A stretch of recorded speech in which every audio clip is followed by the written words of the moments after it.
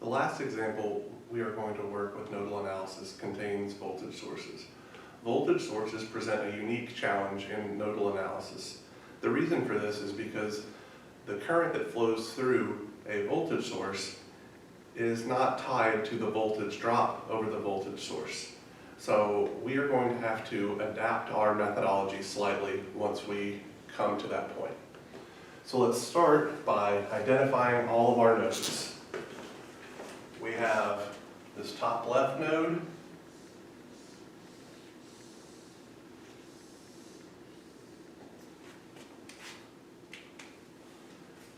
we have this middle node,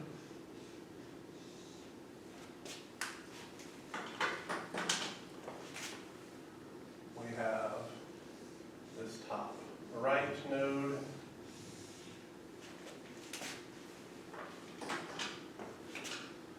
we have this small node, and then lastly we have this bottom node.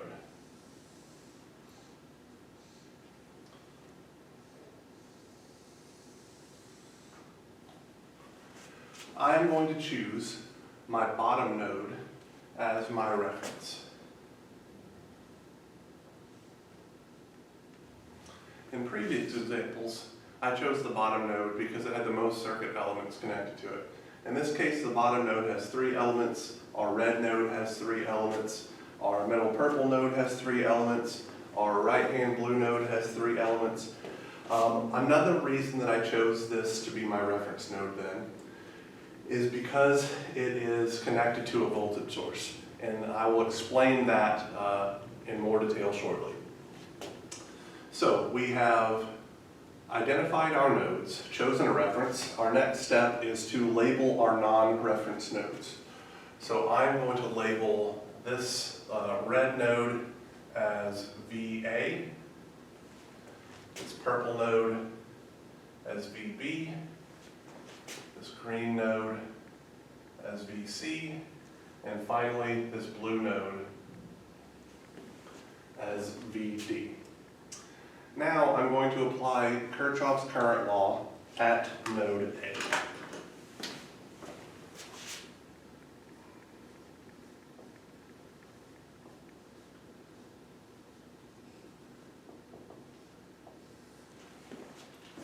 Where I'm going to be adding together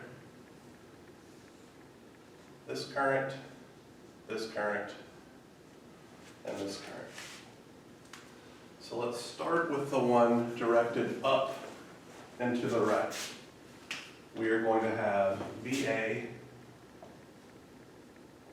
minus VD divided by 12 ohms. Next, we'll do this current directed through the 3 ohm resistor, which will be VA minus VB divided by 3 ohms. And lastly, we'll do the current directed down through the 8 ohm resistor, which is VA divided by 8 ohms. And we'll set all of these equal to 0.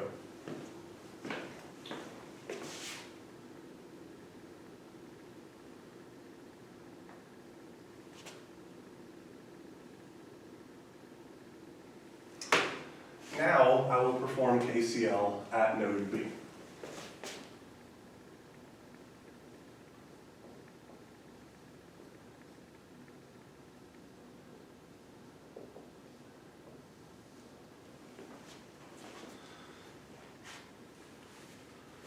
We will have this current directed left, this current directed right, and this current directed down. So our current to the left is VB minus VA divided by 3 ohms. Our current directed down is VB divided by 5 ohms.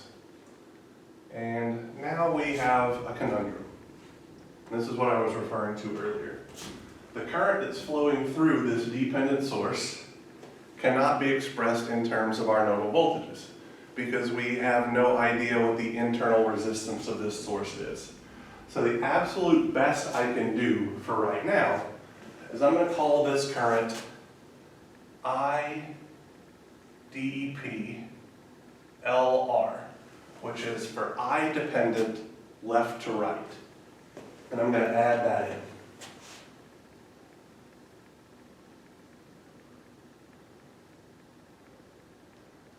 Set the sum of these currents equal to 0.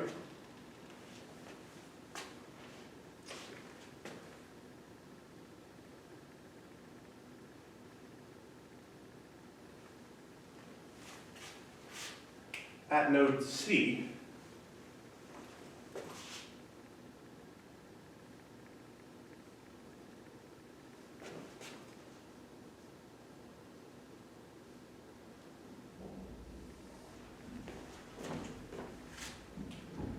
I have this current directed to the right through my 6 ohm resistor, and I have this current directed to the left through my dependent source. So I'm going to call this guy I dependent right to left. So I will have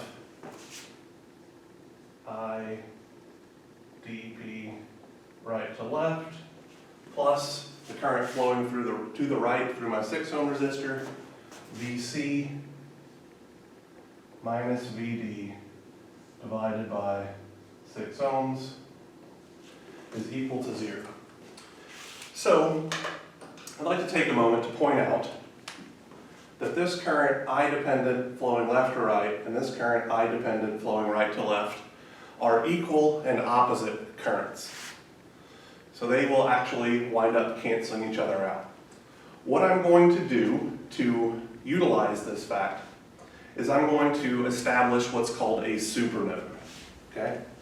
A supernode is just going to be a combination of nodes that enclose a voltage source. So in this case, my supernode would contain nodes B and node C. What allows me to do this is actually quite simple.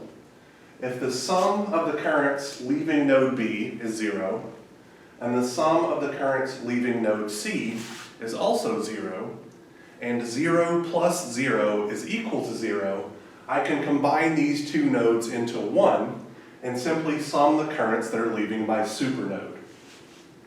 So instead of having these two distinct relationships, I will instead have KCL at supernode BC, and this will be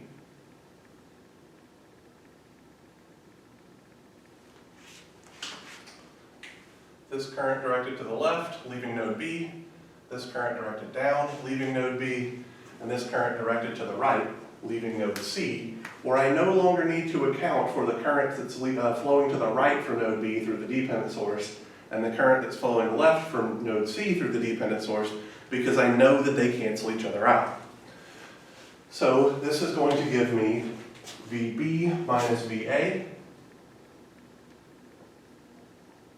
divided by 3 ohms plus VB divided by 5 ohms plus VC minus VD divided by 6 ohms is equal to 0. Now, this introduces a small problem as well. And that problem is that my supernode contains a new node, or excuse me, my supernode contains 2 nodes, but I'm only getting one equation. So what I'm going to do is I'm going to write a voltage relationship equation for my voltage source.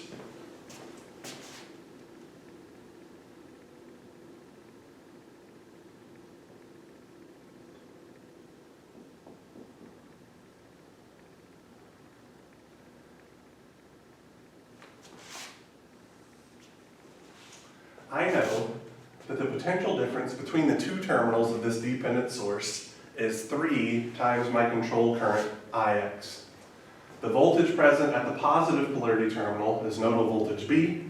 The voltage present at the negative polarity terminal is nodal voltage C. And so I can write a voltage relationship equation that says 3Ix, the voltage drop I'm told is given to me by my source, is equal to VB minus VC.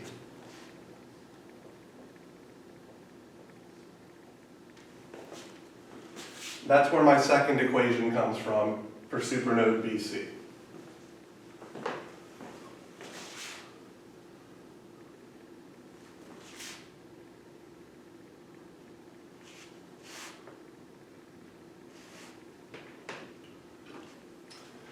When we move along to node D, we will again be asked to determine the current flowing through a voltage source, which we know that we cannot do.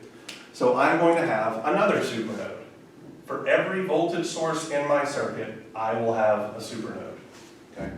This supernode is formed between node D and ground.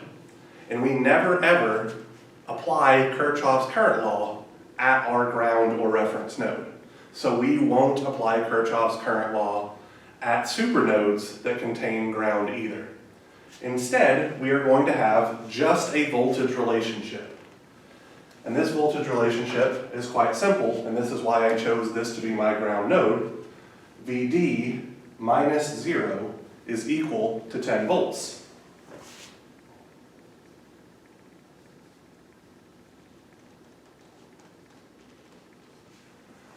I now have 4 equations .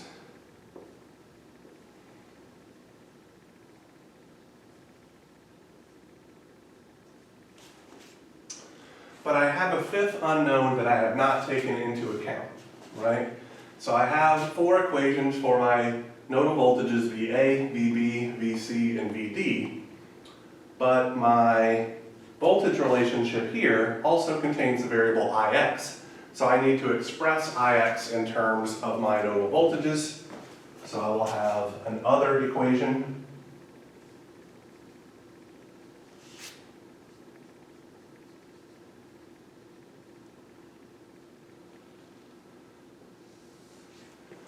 Where Ix will be the voltage drop over this 5 ohm resistor, positive polarity on top, negative polarity on bottom, divided by 5 ohms, which gives me Ix is equal to VB divided by 5 ohms.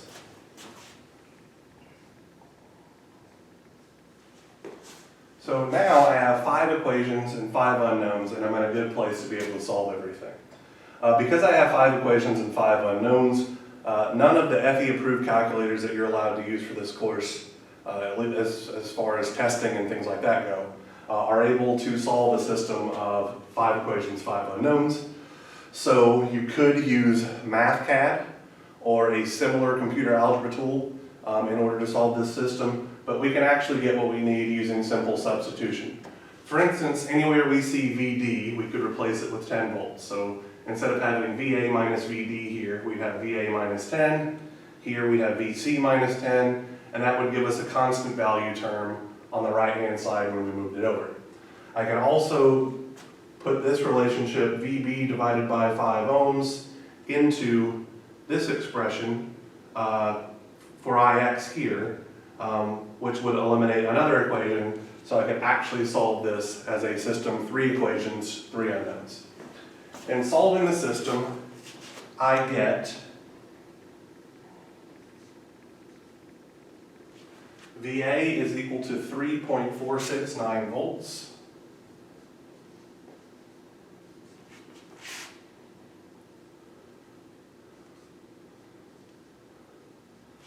VB is equal to 3.137 volts.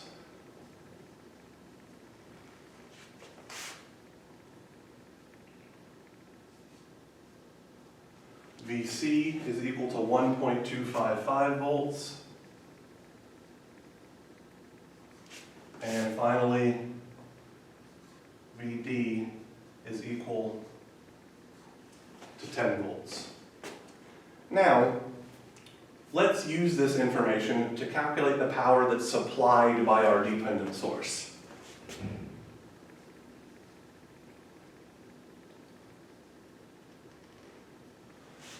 So the power that's supplied by our dependent source will be the current that's flowing into the negative polarity terminal and out the positive polarity terminal, multiplied by the voltage drop over our dependent source, which is 3 times Ix. So previously, I said that we could not relate the current that flows through the dependent source to our nodal voltages. And this, we just have to know what our nodal voltages are first, I guess would be the best way to explain it. So by that I mean, these two components are in series, the dependent source and the 6 ohm resistor. So once I know the quantity VD and once I know the quantity VC, I can easily determine this current directed to the left, which flows into the negative polarity terminal of our dependent source. So I'm going to call this I dependent. So I'll have I dependent multiplied by V dependent, where I dependent is VD minus VC over 6 ohms. And then I dependent is 3 times Ix, which is 3 times VB over 5 ohms. And if I substitute in my known values for VB, VC, and VD, I get that our dependent source is supplying 2.743 watts. One last thing, I also could have said that I dependent is simply this current plus this current. I could have applied Kirchhoff's current law at node B, now that I know all of my nodal voltages, to get a different relationship for I dependent, which must be exactly the same.